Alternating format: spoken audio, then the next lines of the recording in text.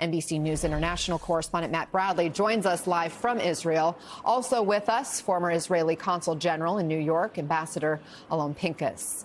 Matt, what is the latest there in Israel today?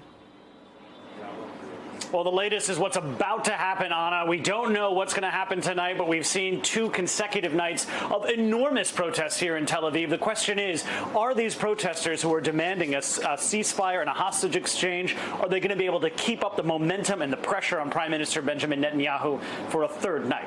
Here's our report. Today, protests are set to continue after 2 days of street clashes brought Israeli anger right up to Prime Minister Benjamin Netanyahu's doorstep, demanding he reach a deal to free the remaining Israeli hostages in the Gaza Strip. The spark that ignited this anger, the discovery of 6 dead hostages in a tunnel in southern Gaza over the weekend. Everybody feel like they have to do something. One of them, American-Israeli Hirsch Goldberg Poland, whose funeral was held yesterday. Okay, sweet boy, go now on your journey. I hope it's as good as the trips you dreamed about, because finally, my sweet boy, finally, you're free. President Biden asked about Israeli Prime Minister Benjamin Netanyahu. Do you think he's doing enough? No. 2 people briefed on the discussions, telling NBC News that Biden may offer a final take-it-or-leave-it deal to Israel and Hamas as soon as this week, in hopes of reaching a ceasefire agreement. Yesterday, Netanyahu directly addressing the families of the 6 murdered hostages, saying, "I'm asking your forgiveness that we didn't manage to bring them back still alive," but remaining defiant, saying he won't give way on his demand that Israeli troops remain on Gaza's southern border, a key sticking point in negotiations. Hamas saying in a statement that in response it would send other hostages back in coffins if Israel's military campaign continued. Also releasing this video of one of the 6, Eden Yerushalmi, made under duress before her death. Her family approving airing of part of the video. Eden telling her family she loves and misses them. On Sunday, Eden's father touching his daughter's coffin as he mourned. So obviously, Anna, the big question is whether or not they're going to be able to sustain the momentum, keep these protests up. But beyond that, the question is, will these voices in the streets be heard in the halls of power? Are they going to change their policies? Anna? Matt Bradley, thank you for the reporting. Ambassador, despite the protests, Netanyahu at this point is showing defiance. He did apologize for the deaths of the hostages, but he signaled no change in strategy. Here he was yesterday defining what total victory means to him. I would define the end of the war in Gaza. When Hamas no longer rules Gaza. We throw them out. I would define the end of the war in World War II, when the Nazis no longer rule Germany. We're out to destroy the military capabilities of Hamas and the governing capabilities of Hamas, and we're well on our way to achieving both. That is total victory. So, Ambassador, what is Netanyahu's calculation in how to proceed in this moment? Prolong the war, Anna. That's his only interest. He thinks this is all subject to his political calculations and political survival. He never had any intention of pursuing a hostage deal, let alone a ceasefire deal that effectively brings the war to at least a de facto end, if not a full end. His bogus speech last night, replete with inaccuracies, not to say lies, did very little to change the public impression of him. Look, he's been, if Philadelphia corridor, as he keeps on mentioning, is of such strategic importance and magnitude, then why did he not begin the war in this Philadelphia corridor? Why did he do nothing about that 10-mile stretch of road, that's all it is, for 15 years as prime minister?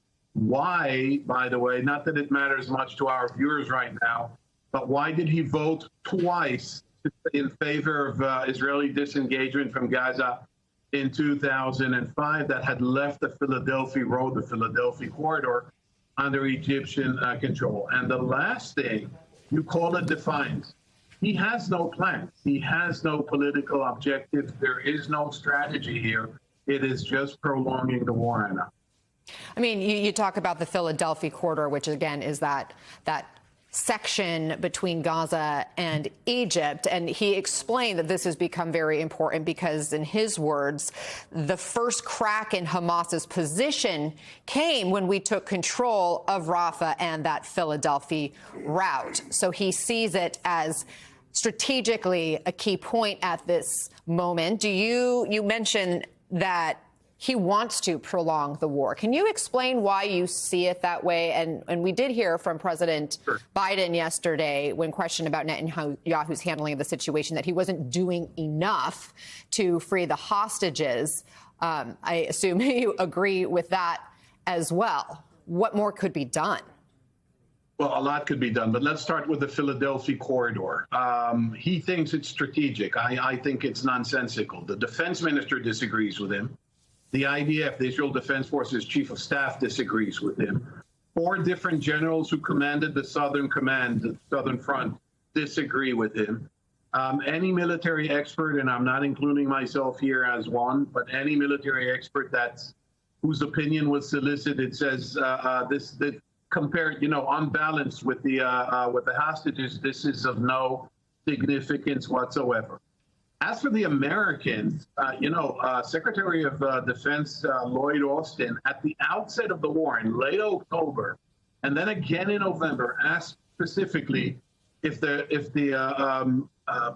center of gravity of Hamas's military activities in the southern part of Gaza, nearing this Philadelphia road or Philadelphia corridor, as it is called, if that is the center of gravity, then why the hell did you not start the war there? Why the hell did you have to bombard and destroy half of Gaza, the northern part, and cause a mass humanitarian crisis if the center of gravity is indeed in that place? Now, why does he want to prolong the war?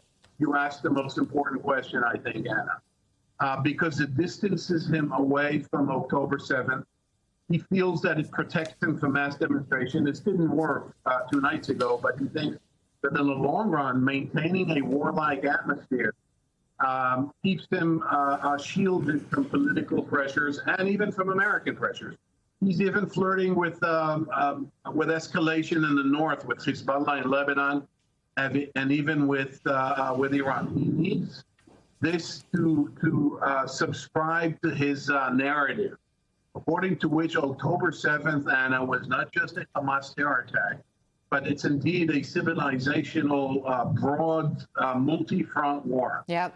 That is why he refuses to end the war. That is why he never meant and never intended for 1 second to pursue a hostage deal. And what is most surprising, I go now to your last question, to your last remark. What is most surprising, I have to tell you, is the very flat learning curve that the American administration has. For God's sakes, you feel and you admit to being manipulated 7 times. How many times can you buy a used car from the same guy? He's telling you he'll do this. You say you'll present a take it or leave it plan. We've been there. We've done that. We've heard this so many times before. I hear your frustration and exasperation with this ongoing leadership in Israel as these 100+ hostages still remain hanging in the balance and the entire region remains a tinderbox. Ambassador Alon Pincus, as always, we appreciate your insights. Thanks for offering your perspective on the situation.